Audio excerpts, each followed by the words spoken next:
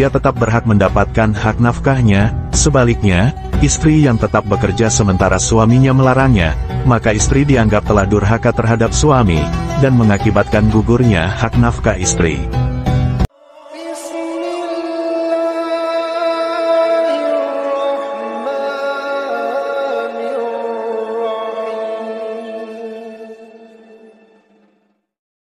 Bismillahirrahmanirrahim. Assalamualaikum warahmatullahi wabarakatuh. Sahabat beriman dimanapun Anda berada. Dinamika interaksi masyarakat dunia melahirkan perubahan budaya. Perubahan tersebut tidak hanya menyentuh masalah-masalah teknis dan instrumental, tetapi juga telah merombak isu-isu substansial dalam tata kehidupan umat manusia. Indonesia, seperti halnya beberapa negara lain, ditandai dengan meningkatnya jumlah perempuan yang memasuki lapangan pekerjaan. Mereka tidak hanya memasuki wilayah pekerjaan yang secara tradisional ideologis disemarakan dengan pekerjaan perempuan yang bernuansa reproduktif seperti memasak, merawat, melayani, dan berhias, tetapi mereka justru merambah wilayah-wilayah pekerjaan profesional yang secara sosial dan ideologis diidentikan dengan bidang garapan laki-laki. Umpamanya, sebagai akibat keberhasilan pembangunan di bidang pendidikan, jumlah pengacara perempuan yang bergabung dengan institusi profesi pengacara di tahun 1990-an meningkat tajam. Bahkan nyaris setiap jenis pertandingan olahraga juga diperlombakan dan diikuti oleh olahragawan perempuan, tidak terkecuali olahraga keras seperti tinju, sepak bola, karate, dan lain sebagainya. Munculnya modernisasi di berbagai bidang yang disertai dengan perkembangan sains dan teknologi banyak merubah pola gerak dan aktivitas kaum wanita dan turut mempengaruhi ideologi dan pemikiran dan serta pandangan kaum wanita terhadap peran yang dahulu biasa mereka lakoni. Perkembangan zaman telah merubah pola hidup para wanita yang dulu hanya tinggal di rumah dan mengurusi pekerjaan domestik. Sekarang para wanita sudah banyak yang berkarir dan mandiri dari segi ekonomi. Peran-peran dalam area domestik di dalam rumah tersebut memang semestinya tidak lagi dibakukan.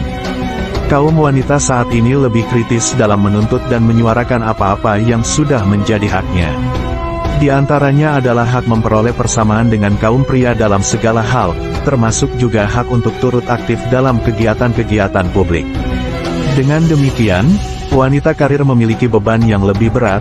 Di satu sisi ia harus bertanggung jawab atas urusan-urusan rumah tangga, di sisi lain ia juga harus bertanggung jawab atas pekerjaan kantornya.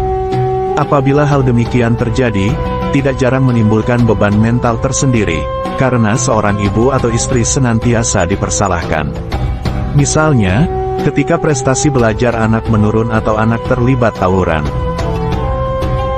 Ketika seorang wanita sudah memiliki kemapanan dalam berkarir, seringkali muncul image negatif yang umumnya ditimpakan kepada mereka, yakni kondisi keluarga yang tidak harmonis. Artinya, bahwa keretakan hubungan keluarga modern biasanya diakibatkan oleh keaktifan wanita-wanita karir di dunia publik, sehingga urusan-urusan dalam rumah tangga terabaikan.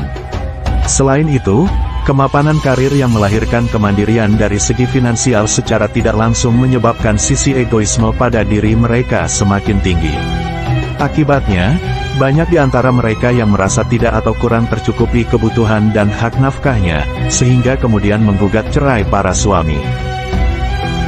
Rasulullah dalam sebuah hadisnya memuji orang yang memakan rizki dari hasil usahanya sendiri, sebagaimana diriwayatkan oleh Al-Bukhari yang artinya, tidaklah seseorang memakan makanan itu lebih baik daripada memakan makanan yang diperoleh dari hasil kerjanya sendiri, sebab Nabi Allah, Daud, memakan makanan dari hasil kerjanya.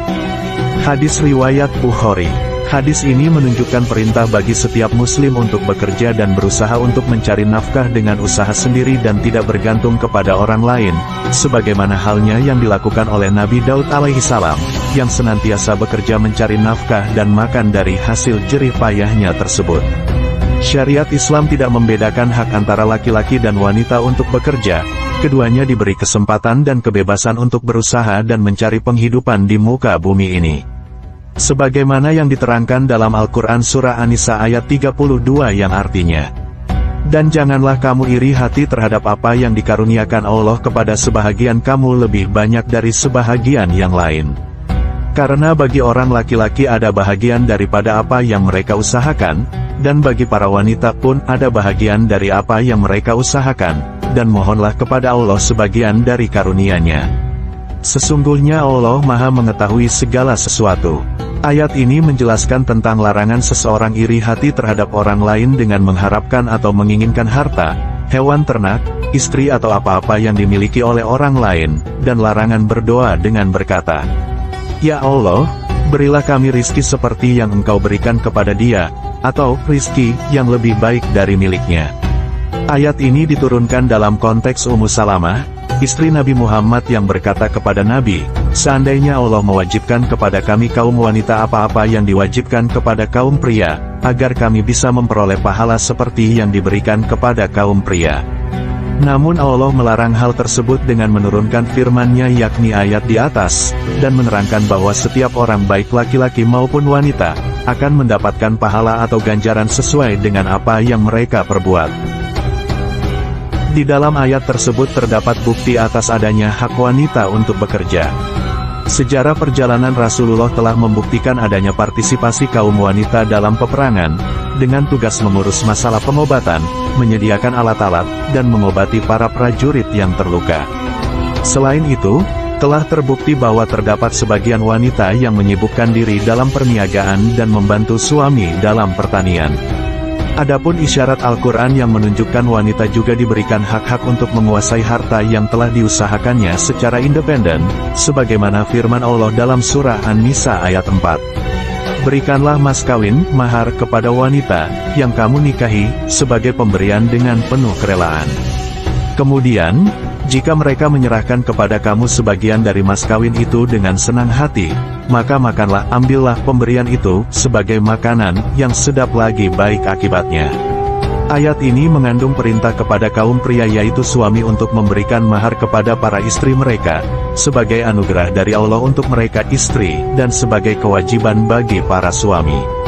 Dan apabila mereka memperbolehkan suami mereka untuk memanfaatkan mahar tersebut dengan lapang dan senang hati tanpa adanya unsur kekerasan dari pihak suami, maka suami boleh mempergunakannya.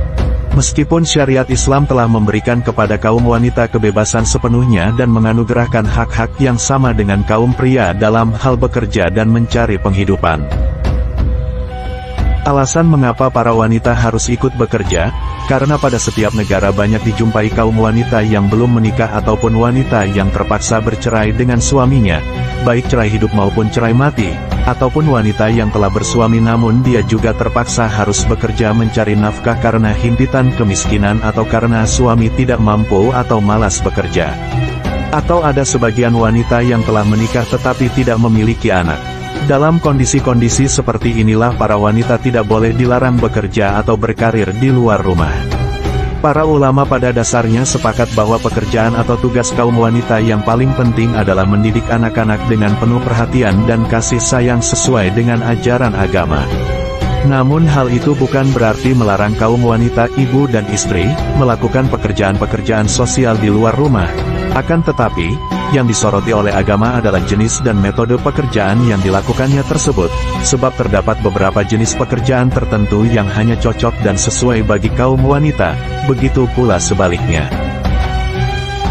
Yang menjadi alasan para ulama melarang wanita muslimah memasuki dunia kerja adalah kekhawatiran akan terjadinya khalwat percampuran antara wanita dan pria di tempat kerja. Hal itu sebagaimana yang banyak terjadi di lapangan sering menimbulkan pelecehan seksual dan perlakuan diskriminatif bagi para pekerja wanita, dan lambat laun akan mengakibatkan kemerosotan atau dekadensi moral masyarakat muslim. Namun secara garis besar, para ulama sesungguhnya sepakat untuk membolehkan seorang wanita untuk bekerja di luar rumah, tetapi mereka memberikan batasan-batasan yang jelas yang harus dipatuhi jika seorang wanita ingin bekerja atau berkarir, terutama harus didasari dengan izin dari suami. Di mana istri yang bekerja dengan ridho sang suami, dia tetap berhak mendapatkan hak nafkahnya. Sebaliknya, istri yang tetap bekerja sementara suaminya melarangnya, maka istri dianggap telah durhaka terhadap suami, dan mengakibatkan gugurnya hak nafkah istri. Meskipun demikian, izin suami tidak bisa diterjemahkan secara mutlak dan mengikat tanpa batasan. Suami hanya boleh melarang istrinya bekerja jika pekerjaan yang akan dilakoni sang istri dapat membawa kemudaratan bagi dirinya dan keluarga. Dalam kondisi seperti inilah suami berkewajiban untuk mengingatkannya. Akan tetapi, jika bekerjanya istri adalah untuk memenuhi kebutuhan hidup dirinya dan keluarga akibat suami tidak mampu bekerja mencari nafkah, baik karena sakit, miskin atau karena yang lainnya, maka suami tidak berhak melarangnya. Demikian penjelasan singkat tentang wanita yang bekerja menurut pandangan Islam. Semoga video ini bermanfaat.